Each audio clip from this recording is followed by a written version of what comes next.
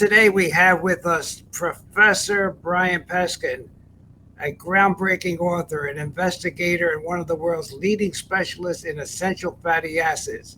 His research has challenged conventional wisdom, uncovered hidden truth, and given people the tools to reclaim their health and vitality. You probably have read his books, you've seen his work cited across the globe, and now you get to hear directly from him. We're streaming live now on YouTube, Rumble, and Facebook. And Dr. Jerry, do you have anything to say about the great Professor Peskin? Well, the professor has been one of my heroes since I've been using his product now for about 7 years. And all I can tell you is that it really works. Thank you. It does. And with that, Professor, we're going to talk today about what you know best. Okay, we're going to talk about the essential fatty acids. Yes. We're connected, how what kind of scandal has been involved with them, and we're going to dug deep. And if we don't get through it all today, we will not. We're not going to let it end there. We'll come back and do it again. So, welcome, and Thank you. Are confused. So go ahead, sir. What do you have for a question? Well, basically, how did you get involved with the omega-6? I know you had an incident with your wife with type 1 diabetes. Was that the turning point? She became type 1 doing everything right and exercising, high-carb diet. This is, 25, 30 years ago. And goes out to California for a big Dr. Whitaker was his name, had a big diabetes clinic, came back, blood sugar levels were worse than when she went. So it was like, Brian, you're a good science guy. I come from MIT, electrical engineer by training, I can think. So it's like, I don't know what to do. The doctors are making me worse. So luckily I'm in Houston. MD Anderson has one of the top 10 medical libraries in America, and they were kind enough to let me use it for about 4 years. And it was, my goodness, the science is on the left.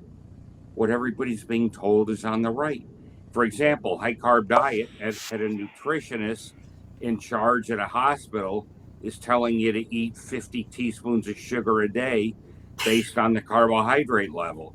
It was unbelievable. 1,200 calories a day of carbs. You divide it by 5. And that's how many teaspoons of sugar you're getting. Every 5 grams of carbohydrate, everybody should memorize this, is a teaspoon of carbohydrate. Teaspoon of sugar, rather. Every 20 calories of carbohydrate is a teaspoon of sugar. The next question is, how many teaspoons of sugar in the bloodstream? I calculated it out because they don't use that measure. They use millimoles per deciliter.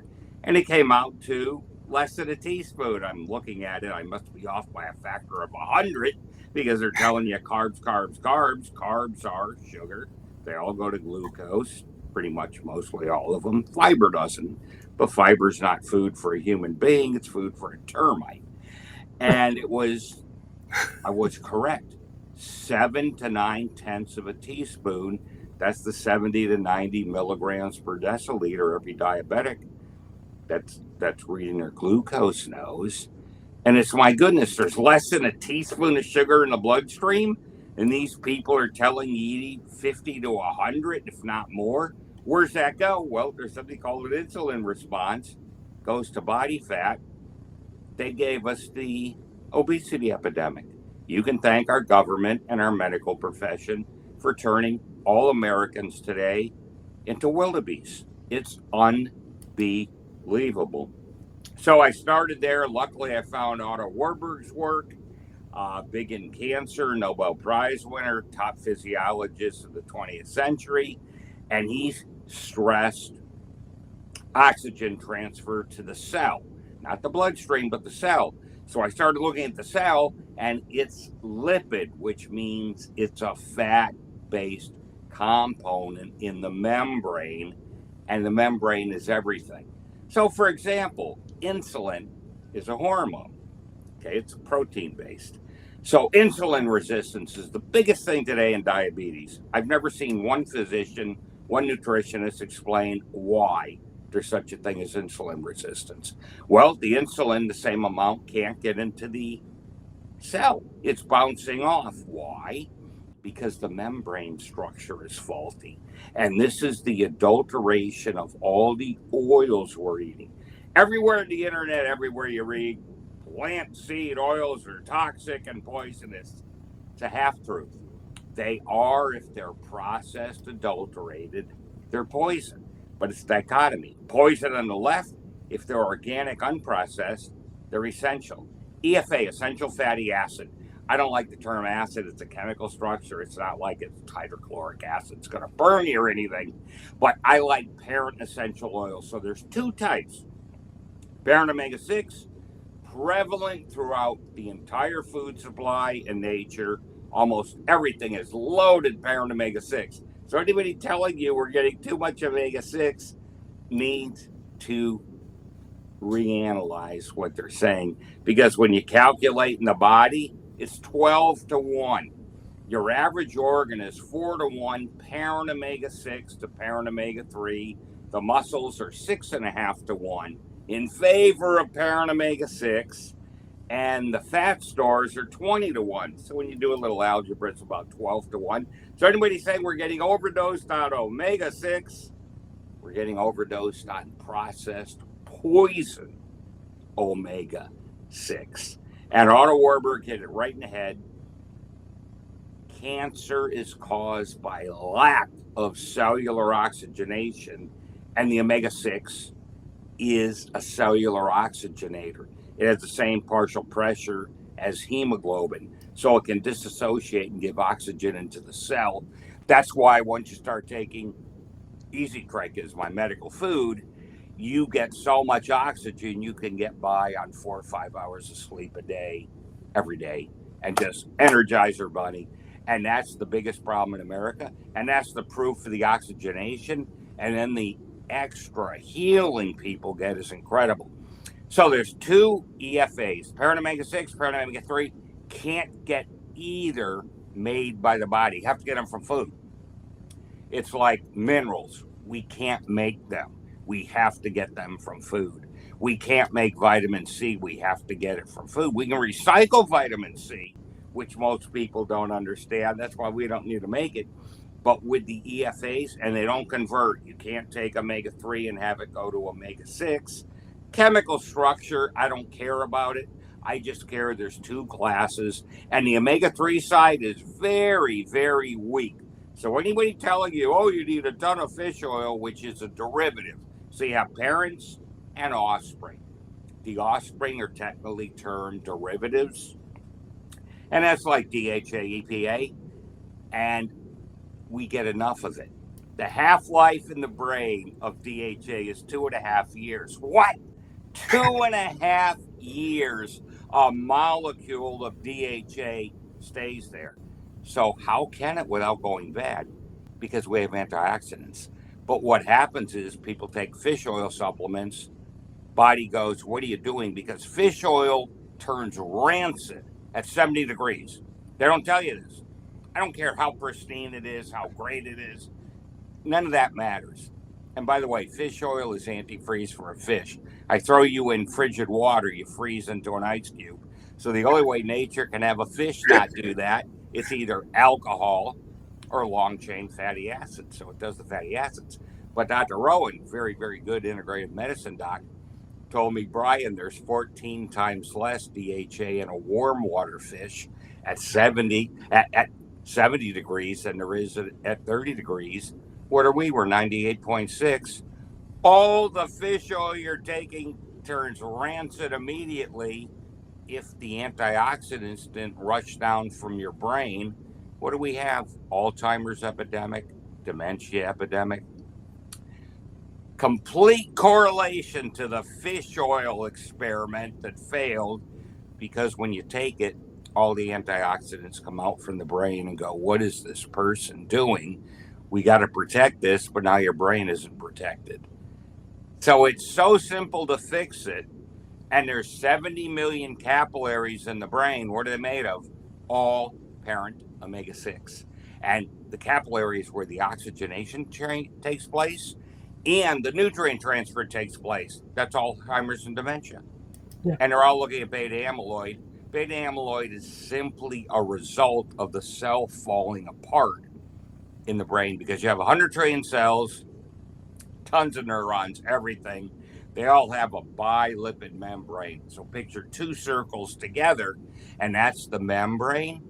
And 25 to 33%, a quarter to a third, are the parent EFAs. They are the brick and mortar of every cell in your body. So anybody listening, if you're wasting money on vitamins and a host of other stuff, the unprocessed EFAs are the most fundamental thing because they're the brick and mortar of 100 trillion cells. If you don't have that, picture a house. The structure's rotting away, but you're painting it well. Yeah, That's not Brian, do it. Yeah. In your book, didn't you say that the cell membranes literally turn to plastic and it prevents the oxygen and you got it. Yeah. That's insulin resistance, and that's why all the hormones don't work. They hit a hunk of plastic. How are you going to get through? They can't. And if you look at an adulterated oil and why the food processors do it, so the oil doesn't go bad. You can't have pasta and bagels and cereal smelling like fish that's gone bad. Nobody would buy it.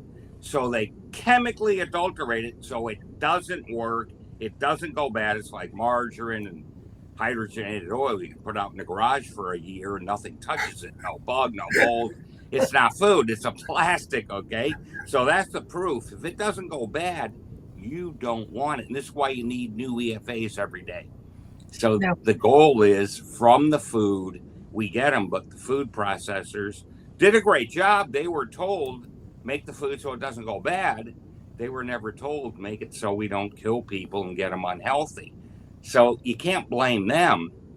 And then you can't blame the doctors because they don't know. They don't even know what an EFA is. They get no lipid science. Dr. Ron, you could tell us that. There's no lipid instruction in medical school at all. Even in pharma companies, they don't have anybody like me.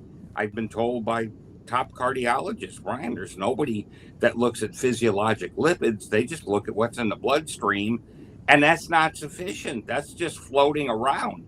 That's not what your tissues and organs and cells are made of. So I'm a theoretical physiologist. I look at the cell. And for example, people yap about EFAs and act like they're an expert. My first question is, you think you're a big expert? What's in a clogged artery? I've never had anybody get it right. It's known in 2000. Here, I'll put on the reading glasses so I can tell you. Here's something. 2009, the American Heart Association. Omega-6 has powerful anti-inflammatory properties that counteract any pro-inflammatory properties. It's naive understanding of biochemistry to say omega-6 is inflammatory. This was published in Circulation, one of the top cardiology journals in America, in 2009. So they have no memory. Now it's horrible. 2009, it was wonderful. But didn't you say that 85% of the clogged arteries of the heart are due to the adulterated omega-6 oils? Yes, it is very, very good. And I memorized your book. you got that. And let me tell you something. I just said here, 1% of a teaspoon of adulterated oils overwhelms every cell in your body by a factor of 30,000. So I do martial arts. Repeat that. Repeat that. Have just 1% adulteration processing of a teaspoon of oil overpowers every cell in your body by 30,000. Wow. So I do martial arts, but you put 30,000 people against me, I don't care. They're going to kill you. Now, luckily, they don't all go into the cell, but this is what we have to fight all the time. And everybody's eating 1% screwed up oils, if not way more, because it's 100%, at least 50% screwed up at every fast food restaurant, even the fine dining restaurants. But what people need to know is Cholesterol is the transporter of the oils, okay? So it's a good first cut, statins, lower LDL-C. Problem with that is you're lowering the adulterated oils, which is great, but you're also lowering the good ones. Wow. So that's not the way to do it. The way to do it is put in the good stuff. Now here's the 85% arterial clog. That's one thing. It's adulterated parent omega-6. All the cooking oils, the sunflower oil, the safflower oil, the canola oil, the soy oil, all of those oils get adulterated, and 85% of the clog is that. But Brian, I've been told it's all saturated fat. How much saturated fat's in there? Zero. Now, the What? question, Adulterated fats. Zero. yeah, Brian, Zero saturated fat. Because if you know any biochemistry, a saturated fat has no bonding positions to attach to anything. Now, when was this analyzed? I'm putting on the glasses again. Here's the articles, because I'm the only one that gives you science. Dietary, polyunsaturated fatty acids, and compositions of human aortic plaque. So they analyzed the plaque, the clog. Lancet, world's premier medical journal, 2000. 25 years ago that was known. One's not enough. Identification, quantification of unique fatty acid, oxidative products, and human atherosclerotic plaque using high-performance lipid chromatography. Annals of Biochemistry. What physician's reading that? Nobody. These are the journals I live in. Two not enough for you. I'll give you a third. Structural elucidation of oxygenated lipids in human atherosclerotic lesions. Atherosclerotic means you have heart disease lesions. Eicosanoids. Eicosanoids is the study of the derivatives of the parent oils. So it's a whole science. There's journal after journal and medical textbook, but physicians learn none of this in medical school. And after they graduate, they never touch a medical textbook again. Yeah. Those days are over. They're too inundated by the patients. I can't even blame them. So Brian, two things. Yes, sir. This is great information about no saturated fats and none. And I want to further with that, but since you brought that up, is there any objective study, any kind of scan or anything that shows that replacing the adulterated with parent essential has any effect? Absolutely. Whoop. NSA, I'm off the air. All that here, now you're back. If they go to Brian, B as in boy, RIAN, P as in parent, ESKIN.com, there is a machine. It's called digital plethysmography, and it detects stiff arteries. You put your finger in like pulse oximeter, they measure the oxygen in every doctor's office or hospital, except this measures blood flow. And the answer is yes, gives you three outputs: the amount of cloggage throughout the entire arterial tree, the big arteries like the aorta, the transverse arteries, the periphery arteries, which is PAD, which is the peripheral artery disease. That's huge today. And it measures the flexibility of your arteries. I smoke cigars. It's okay because I told my life insurance company I do. I don't mislead people. 2 to 3 a day now because I wanted to see how bad you can be taking Easy Trek, the medical food I developed. I come out the arterial system of a 25-year-old on a scale of 1 to 7 for plaque. 7 being you're going to have a heart attack tomorrow. You have no blood flow at all. You're 100% occluded. 1 meaning you have none. I'm a 1. So 1 to 2 is excellent. I'm a 1. As good as you can get.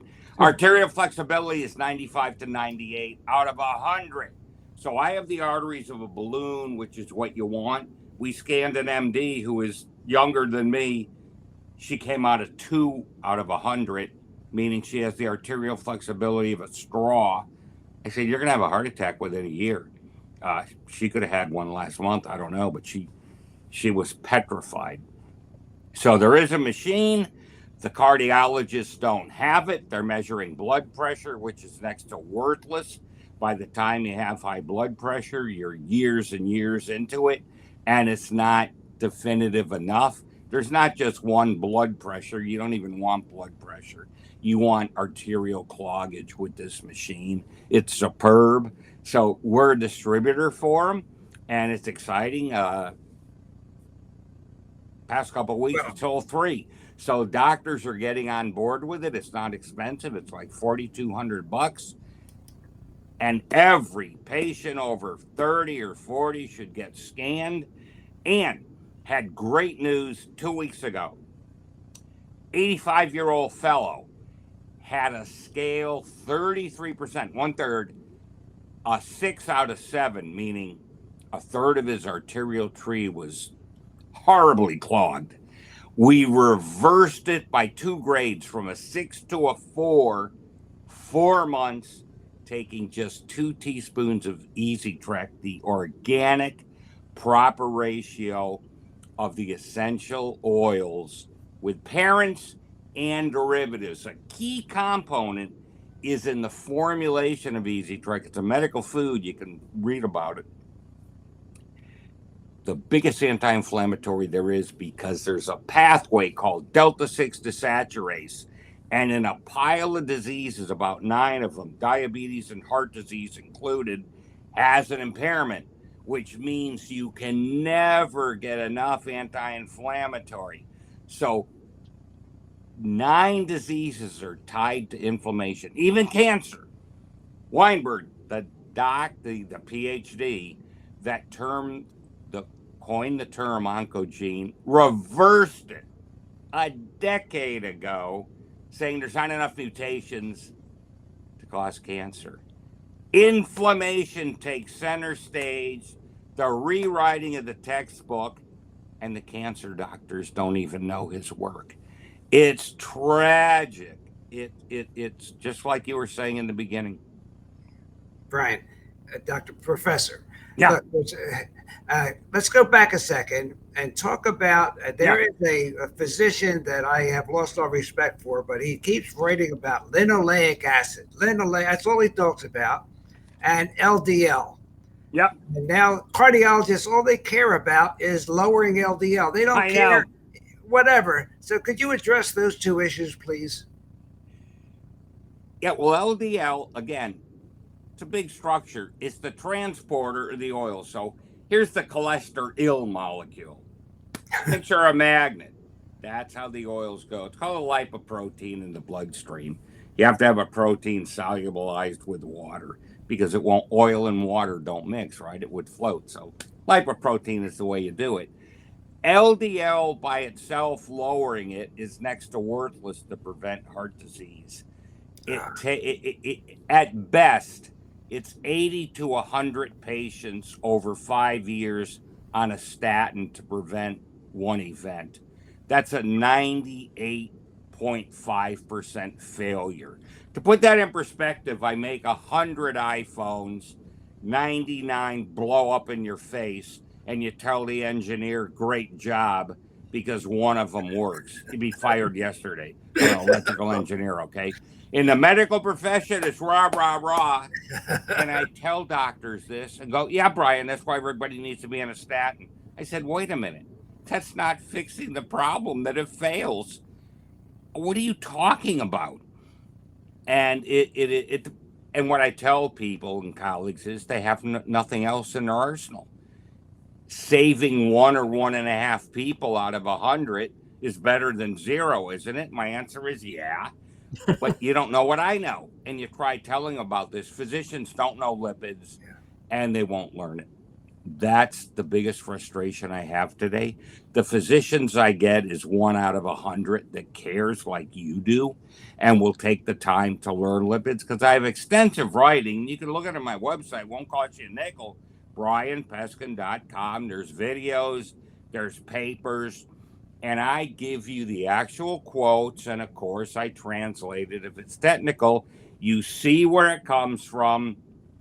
Nobody else does this because they make things up. There was actually a huge internet fellow for health, the biggest one, I won't give his name, because it's an embarrassment, was lying and misleading people about the structure of cardiolipin, which is the mitochondria inner membrane, saying it was all supposed to be omega-3 when none of it's supposed to be omega-3. If there's omega-3 in there, it's because it got displaced by all this fish oil. Here's one more thing on heart disease, and then we can move on. Anybody taking fish oil, throw it down the toilet.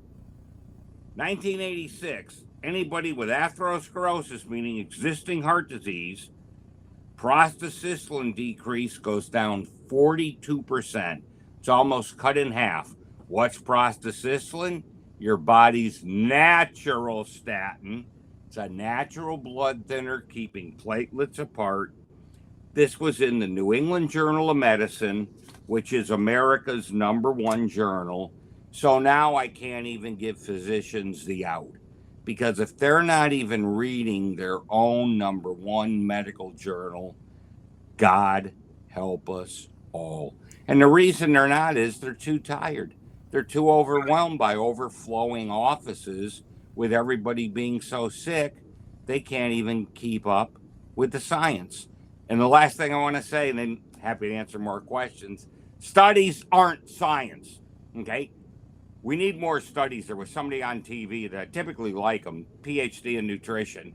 Studies are open to misinterpretation. The doctors don't know statistics like you should, and like I do.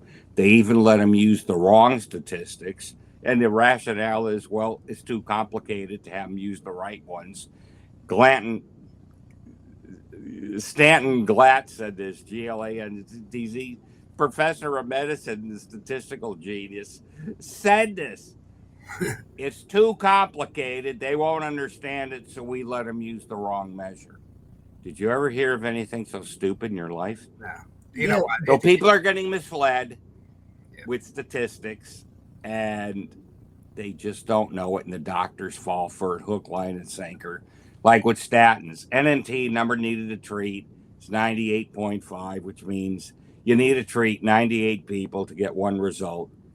Insulin, you need to treat one. The lower the number, the better. I give you insulin, everybody's blood sugar goes down. So you want a low. It's unbelievable. But Easy Trek, the composition of these oils for anybody, disease disorders with an impaired delta-6 desaturase and chronic inflammation. PGE1, prostaglandin series 1, it's at the top of the chain. Nobody talks about it at all. It's the most important. Everything comes after. It's before arachidonic acid. And this is where, oh, it's bad. Arachidonic acid is bad. No, it's not. It's critical. 10% arachidonic acid's in your brain. And it's 100 to 1 parent omega-6 to parent omega-3 in your brain. You're never told this. DHA is 14% in your brain. But like I told you, it lasts for 2.5 years there. 5 milligrams a day is all that's going into the brain to replenish it. What's 5 milligrams? Well, typical fish oil capsule's 1,000. Typical amount of DHA in there is 600 milligrams.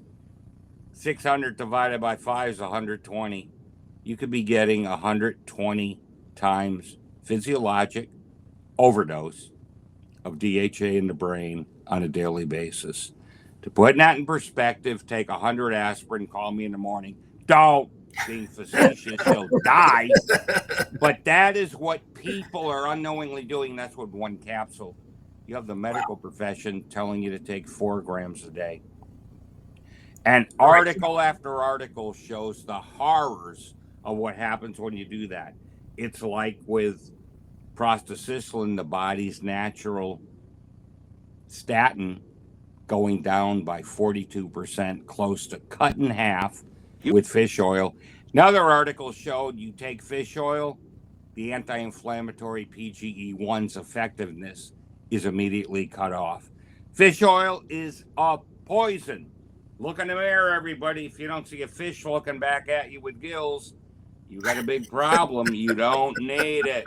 We've been conned. Also, conned. doesn't the fish oil also lower your CoQ10 level, which then weakens? I've been told that. I don't look at that, but I've been told that. Fish oil is food for a fish. It's a processed food. Right. You can eat It's already fish. adulterated. It's adulterated and it's processed. So you can eat fish. Most of the oil's gone unless you're eating sushi, but you're not eating a pound of sushi. So you cook fish, and it even was in the medical journals, the less fatty fish are better. So you want codfish. I eat codfish all the time. It's great. Tuna fish, I drain the heck out of it with water. You don't want the oil. Salmon, the same thing. You can cook it, get rid of the oil. The less oil, the better. The exact opposite of what we're told by the health and medical profession. It's a travesty. We are unknowingly killing ourselves. I tell people we're a perfect Ferrari running on the wrong fuel, like diesel fuel. You know, it's horrible. Well, We're a Dr. Jeremy, perfect machine. should we go on, or should we save it for another time? I just had a couple questions for you. Number one, on average, if a person with heart disease, clogged arteries, starts Yes. taking your Easy Trek, Yes. what's an average time to clear out the arteries? Like 4 months, 6 months? Well, we got the 4 months with going down 2 grades. That's the first quantitative analysis I have, because this machine we just started using, they changed the software where before all I could tell was increased blood flow, but I couldn't tell if it was from the arterial flexibility being improved or the cloggage being decreased. Now you get separate numbers for both. So we have proof that it's reversing it. We also have proof that it reverses hard plaque, coronary artery calcium, CAC, which is the #1 indicator of a heart attack, way above cholesterol. So we reverse both areas of plaque, hard and soft. So it's exciting as heck. And you can see the scans at brianpeskin.com. They're there. So the cholesterol is not a disease. It's just a reaction to the body. Yeah, and here's the other big one I've never seen anybody but me say. There's no cholesterol sensor in the bloodstream. Right. What? It's a genetic mistake. No. It's called a dependent variable. When everything else is what it is, cholesterol is what it is. And the interesting thing is, once people start taking Easy Trek and the right organic oils, cholesterol goes down. Why? Because it doesn't need as much.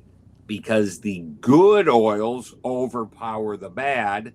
Dr. Lanz in 1990 showed this beautiful experiment. So it takes about 6 months to get rid of most of the bad oils in you when you put in the right ones, and you need less cholesterol to transport the good ones to the cell. It's as simple as that. Also, didn't you say that your oil is also antiviral, very effective against? Yeah, our body has natural viralness, and the lipid surrounds the virus, and it's gone. It's denatured. It can't do anything. So we have natural protection, and people aren't told there's antibodies, and there's also cellular immunity.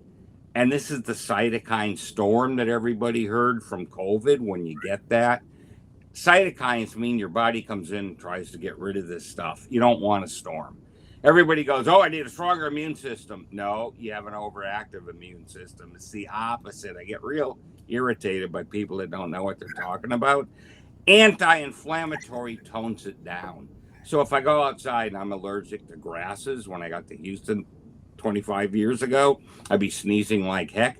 That's an overreactive immune system. That's gone now. I used to be bedridden 3 times a year. I couldn't even add. It was that bad. That's all gone. No problem. So your body can fix itself in the majority of cases. All you got to do is give it the right fuel, and you got to start with the oils, because the cell membrane is actually the brain of the cell. That's a great intro for, if you want to stop now, we can continue this. One last question. Is your product good for pets? Phenomenal for pets, especially dogs. Dogs are omnivores just like us. All the pets are living shorter lives because of the processed food too. So thank goodness there's a lot of companies getting into unprocessed or less processed food. You can see them on TV, on the internet, but absolutely good for cats and dogs. Yes. Well, we had Dr. Will Wong on a couple of weeks ago, and he said veterinary medicine is so much more advanced than human medicine. It's incredible. Yes, it is. The animal can't talk back, so you can make the case the physician has to be better. The animal can't talk to you. It requires great diagnostic skills. All right, I've taken some notes. Let me see if I'm right here. If I'm not, correct me. Damaged oil can ripple through every system in your body. Yes. Today, you actually challenged more than a half a century of nutritional dogma that's out there. It's all dogma, based on no science at all.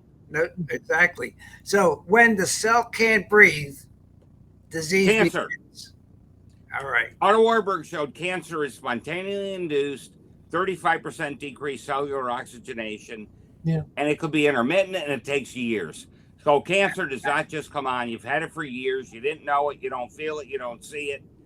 I stand on the shoulders of the biggest genius that's ever lived in cancer, and we figured out how to cellular oxygenate, along with Dr. Campbell, who wrote a great paper in '76 with cystic fibrotic kids, explaining the cellular oxygenation. Again, nobody picked up on that either. It's sinful. Just like you said at the opening of the show, Dr. Ryan. We don't need more studies. We need to understand what we already have seen published. That's the problem. We keep going on and on. Another study. You don't need anything more. It's all there. 300,000 volumes at the Jesse Jones Library in Houston at MD Anderson. 300,000 volumes. You don't need any more. Going back to 1850, I had my hand on it. So all of this is known. It's not understood, and it's not utilized. That's the problem. People need to be hit over the head today.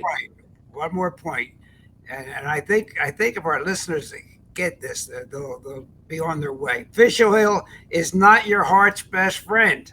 Think twice. Poison. It's a poison. It's the actual opposite. It is a poison. If you have existing heart disease, it makes it worse. It cuts prostacyclin, the antiplatelet production that your body does, by almost half. You got to be out of your mind. Fish oil does nothing. And the whole reason they said it was good, it displaces the horrible parent omega-6. So if our listeners can't understand what you're saying, they want should. answers? I think I'm entitled. You want answers? I want the truth. You can't handle the truth. See, there's some people that cannot handle the truth. I know. Well, I can't help them. The interesting thing is that fish oil basically will make cancer grow faster. Absolutely. I mean, that's documented. The other interesting thing, it turns rancid immediately. And there was a big experiment that came out, published. People taking fish oil had half the energy in their mitochondria to pump the heart. So fish oil leads to congestive heart failure. And what they said was the parent omega-6 rescued the mitochondria from the fish oil. This is their words. Nobody has seen this. I've never seen this article referenced anywhere, and it should have been all over the news. Zero. Well, interestingly, I had a case of glioblastoma in a medical doctor. And his oncologist told him to go on vacation because you're dead within a year. Right. And with my technology, I defined the splinters. Well, one of the remedies that I used was your oils, and it took 15 months. And I have the before and after MRIs. His cancer disappeared. Wow. Extremely rare. Great job. I know. Thank you. Great job. But your oil is like magic. I say statistics are like a bikini. The things they reveal are interesting, but the things they hide are vital. You're absolutely right. See, here's the problem. Whenever you do a study, you have a 5% error rate, meaning the experiment fails, the study fails, but it looks like it's true. So that's why you see, fish oils had 15,000 studies. Well, they need 15,000 to get 750 to look like they're successful. when they actually failed. That's the price you pay. Why? Because you need a lot more people and a lot more studies, and it would cost way too many billions of dollars too much. So you're allowed to go with a 5% small error rate, but that only means you do a lot of studies. You get one or two that look like they succeeded, but they failed. They mislead everybody. Yeah, you're trying to disrupt a $29 billion a year industry with statin drugs. That's why they don't buy it. Well, you know, if you could take a product that failed 98% of the time and made 15 billion a year on it, I'd take my hands off to you too. Hell of a job. Now you're not helping your patients, but they're public companies. What's a success in pharma?